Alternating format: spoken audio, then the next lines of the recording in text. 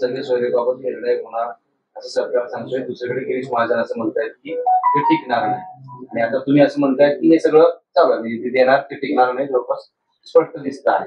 आता तुम्ही बोलताना सगळे सोयरेच्या ऐवजी सरसकट मुद्दा काढला. मधल्या काळात सरसकट हा शब्दच चर्चेतून बाद झाला होता. आता तुम्ही आज आणले सगळे सोयरे कोर्टात जाणार, या सगळ्या गोष्टी का नाही आणणार? का नाही आणणार? पहिल्या दिवसापासूनची सरसकटची मागणी. ह्याच गिरीश महाजन साहेबांनी सांगितलं होतं की त्यांचं लय पोट दुखत आहे म्हणे. आणखीन वेगळा शब्द वापरला होता त्यांनी. मग हे मीडियात तिथं बसलेले होते. मग सगळे सोयरे टिकतं म्हणण्यासाठी जेच पाठवणार तुम्ही, आणि आता कायद्याची भाषा तुम्ही आम्हाला शिकवणार. म्हणजे याचा अर्थ जेजला त्यावेळेस न्यायमूर्ती जे आले होते त्यांना कायदा कळत नाही असं म्हणायचंय का गिरीश महाजन साहेबाला?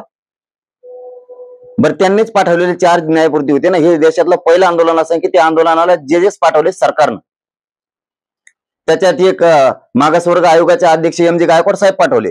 म्हणजे जे कायद्यात आरक्षण घालायची तरतूद करतात यांनाही कायदा कळत नाही असं गिरीश महाजन साहेबाला म्हणायचंय का? मग तुम्ही ते पाठवले कशाला होते? शब्द पण तुम्हीच देणार.